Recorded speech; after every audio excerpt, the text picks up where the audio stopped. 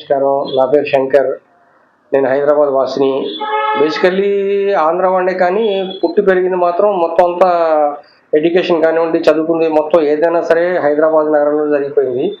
కాకపోతే నాకున్నటువంటి అలవాటు ఏంటంటే ఎక్కువగా నావెల్స్ చదివే అలవాటు ఉండేది చిన్నప్పటి నుంచి బాగా. ఒక 'యండమూరి వీరేంద్రనాథ్' గానివ్వండి, ఒక 'చందు సోమబాబు' గారు కావచ్చు, 'యండమూరి వీరేంద్రనాథ్' గారు, మల్లాది వెంకటకృష్ణ శాస్త్రి గారి కానీ, యద్దనపూడి సులోచనారాయణ గారి వీళ్ళవి వాళ్ళవి అని ఏం లేదండి. కనిపించిన ప్రతి నవల చదువుతూ పోతుండేవాడిని. తర్వాత వాళ్ళకి ఈ ఉత్తరాలు రాస్తుండేవాడిని. లేకపోతే వాళ్ళు ఏదైనా సభల్లో సమావేశాల్లో కలిసినప్పుడు వాటి గురించి వాళ్ళతో మాట్లాడటం కూడా జరుగుతూ ఉండేది. అలా అలా అలా జరుగుతున్న సందర్భంలోనే అనుకోకుండా ఒక ప్రభాకర్ అనే ఒక వ్యక్తి ద్వారా, ప్రభాకర్ అంటే ఎవరో కదండి, మన నందమూరి మోహన్ కృష్ణ గారి దగ్గర ఫస్ట్ అసిస్టెంట్ గా పనిచేస్తున్నటువంటి కెమెరా అసిస్టెంట్ కి పరిచయం. అతనితో పక్క పక్కనే ఉండేవాళ్ళం. అతని ద్వారా జంజాల గారి దగ్గరికి వెళ్ళడం జరిగింది. జంజాల గారి దగ్గరికి వెళ్ళడానికన్నా ముందు కూడా మాకు ఎన్బి శాస్త్రి గారితో పరిచయం. ఎన్బి శాస్త్రి గారి ద్వారా జంజాల గారి దగ్గరికి వెళ్తాం. ఇక జంజాల గారి దగ్గరే పర్మనెంట్ గా ఉండిపోవటం, ఇంక వేరే ఇతర డైరెక్టర్ దగ్గరికి వెళ్లకుండా అయిపోవడం, గడిచిపోయింది జీవితం అంతాను. జంజాల గారు గురించి చెప్పాలంటే ప్రపంచం అందరికీ తెలిసిన వ్యక్తి. ఆయన అసలు హాస్యానికే సృష్టికర్త, హాస్య బ్రహ్మ అనే ఆయనకి బిరుదు కూడా ఉంది.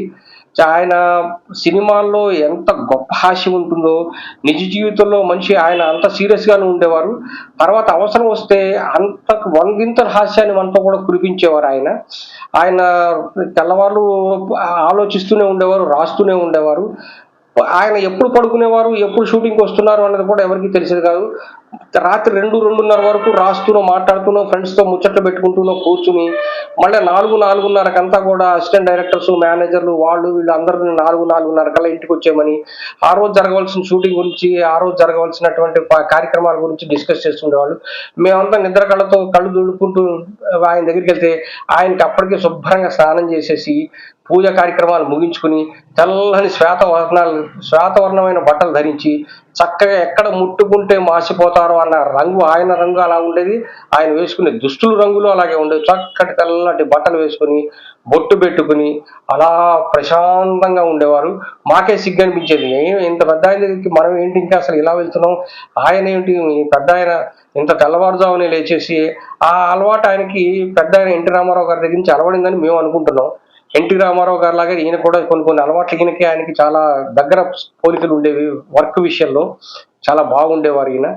అట్లాగే చివరికి ఎలా అయిపోయిందంటే జంజాల గారి దగ్గర మేము పనిచేయటం వల్ల అయితేనే ఏమైపోతేనేమండి, మా ఇంటి పేరు జంజాలగా మారిపోయింది. జంజాల శంకర్ గా మారిపోవాల్సి వచ్చింది నేను కాలక్రమేణా. తర్వాత నేను ఎంతో మంది దగ్గర ప్రొడ్యూసర్స్ దగ్గర పనిచేశాను, కానీ డైరెక్టర్స్ దగ్గర అంటే జంజాల గారి దగ్గర ఎక్కువ కాలం పనిచేశాను కాబట్టి జంజాల శంకర్ గానే మారిపోయాను నేను. మా ప్రొడ్యూసర్స్ అంటే మాకు చాలా అత్యంత సన్నిహితమైనటువంటి ప్రొడ్యూసర్స్ అంటే నవతా కృష్ణరాజు గారితో చాలా సినిమాలు పనిచేస్తాను. నవతా కృష్ణరాజు గారి అబ్బాయి అచ్యుత రామరాజు గారు, ఆయన పేరు ఎవరికీ తెలియదు. అచ్యుత రామరాజు అంటే ఎవరికి తెలియదు, అచ్చిబాబు అంటేనే ప్రపంచానికి అందరికీ తెలుసు. ఆయన కూడా చాలా ఫన్నీ మనిషి. అచ్చిబాబు గారు కూడా చాలా జోవియల్ గా మాట్లాడతారు, చాలా బాగుండేవారు. వారు తీసిన సినిమాయే 4 స్తంభాలాట. ఆ 4 స్తంభాలాటలో జంజాల గారి హాస్యం, అక్కడి నుంచి అదే సినిమా నుంచి మీకు బయటపడినటువంటిదే ఒక డైలాగ్ ఏంటంటే సుత్తి ఎన్ని రకాలుగా ఉంటుంది, rubber hammer, iron hammer, wooden hammer అని రకరకాల హ్యామర్లు అదే సినిమా నుంచి జంజాల గారు సృష్టించారు. అప్పటి నుంచి అది ఇన్ని సంవత్సరాలు 40 సంవత్సరాలు దాటిపోయినప్పటికీ ఇంకా సుత్తి అన్న పదం ఇంకా బతికే ఉంది. ఆ ఘనత ఒక జంజాల గారికి మాత్రమే దక్కింది. అది ఇంకా ఆ డైలాగ్ ఇప్పటికీ సమాజంలో బతికే ఉంది. అది మా గురువు గారి యొక్క గొప్పతనం. ఏంటంటే, జంజాల గారి యొక్క గొప్పతనం ఏంటంటే ఆ సుత్తి అన్న పదం 40 సంవత్సరాలైనా అది ఇంకా బతికే ఉంది. అది మాకు కూడా గర్వకారణం. ఆయనకి ఎలా ఉందో తెలియదు కానీ. అలాగే వారి నాన్నగారు అయినటువంటి నారాయణమూర్తి గారు, తల్లిగారు అయినటువంటి సూర్యకాంతమ్మ గారు, పేరు సూర్యకాంతమ్మ గారు కానీ ఆవిడ చాలా మంచి స్వభావరాలు. తర్వాత ఆవిడ జంజాల గారి మిస్సెస్ గారి పేరు, అసలు పేరు అన్నపూర్ణమ్మ గారు, కానీ ఆవిడ రాణి గారు అని పిలిచేవాళ్ళు అందరూ కూడా. కానీ ఆవిడ నిజంగా ఆవిడ పేరుకి తగ్గట్టే అన్నపూర్ణమ్మ. ఇంటికి వెళ్ళిన వాళ్ళందరికీ కూడా భోజనం పెట్టడం కానీ, మర్యాదల విషయంలో కానీ, వాళ్ళ ఇంట్లో పిల్లల్లాగానే చక్కగా అందరికీ అవటానికి బ్రాహ్మణైనా కూడా ఎటువంటి ఇవి లేకుండా, అంటరానితనం, ఆతనం, ఈతనం అటువంటి సోషల్ ఇటువంటి ఏం లేకుండా శుభ్రంగా అందరినీ వాళ్ళ పిల్లలాగానే చూసుకుంటూ ఉండేవాడు ఆవిడ గారు. చక్కటి మంచి సాధ్వి ఆవిడ, చాలా గొప్ప మనిషి. చేతులెత్తి దండం పెట్టాలి ఇద్దరికి, వైఫ్ అండ్ హస్బెండ్కి. చాలా గొప్పవాళ్ళు వాళ్ళిద్దరు కూడా. ఆయన తీసినటువంటి ఒక 4 స్తంభాల ఆట కావచ్చు, శ్రీవారికి ప్రేమలే కావచ్చు, అహనా పెళ్ళంట కావచ్చు, ఇవన్నీ ఒక కామెడీకి సంబంధించినటువంటి సినిమాలు అయితే, వీటన్నిటికీ కూడా ఒకటి ఆయన చేసినటువంటి సినిమాలు చెప్పుకోవాలంటే గనక, నభూతో నా భవిష్యత్తు అని చెప్పుకోవాలంటే గనక పడమట సంధ్యారాగం. అసలు ఎటువంటి సినిమా అండి పడమట సంధ్యారాగం. ఎక్కడ పడమటలో మన సంధ్యారాగం ఏమిటండి? ఇప్పుడు ఎక్కడ పడమట? అమెరికాలో తీసుకెళ్ళి ఒక తెలుగు అమ్మాయిని తీసుకెళ్ళి అమెరికాలో తీసుకెళ్ళి ఆ అమెరికా అబ్బాయిని మళ్ళీ భారతదేశం తీసుకొచ్చి ఆంధ్రదేశం తీసుకొచ్చి ఆ హీరోయిన్ అయినటువంటి విజయశాంతి గారి తండ్రి చచ్చిపోతే ఆ తండ్రికి ఆ పిల్లవాడి చేత దాన సంస్కారాలు చేయించడం అంటే, అందుకే దానికి ఆయన పడమట సంధ్యారాగం అని పేరు పెట్టారు. అందులో ఎవరే రామరసం పాట ఎంత గొప్పగా ఎంత గ్రాండ్గా పాడిచ్చారు, ఎంత బాగా చిత్రీకరించారండి. అసలు అది ఎంత చాలా గ్రాండ్గా చేశారు. అదొక రకమైతే, నేను అదే కాదు నేను క్లాసికల్ కూడా తీయగలుగుతాను అని చెప్పి ఆయన తీసినటువంటి ఇంకో గొప్ప ఘనకారమైనటువంటి సినిమా ఒకటి ఉందండి, ఆనంద భైరవి.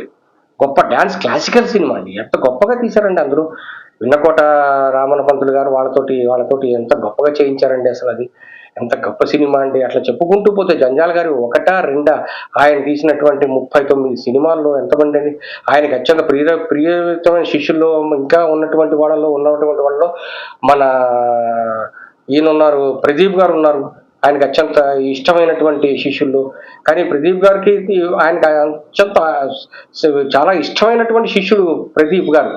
కానీ ఆయనకు ఎక్కువ అవకాశం లేదు. ఆయన ఎక్కువగా అవకాశం ఇచ్చినటువంటి వాళ్ళల్లో హాస్య నటుడు, హాస్య హీరో అయినటువంటి కథానాయకుడిగా పేరు తెచ్చుకున్నటువంటి రాజేంద్ర ప్రసాద్ గారు ఎక్కువ చేశారు. తర్వాత నరేష్ గారు ఎక్కువ చేశారు.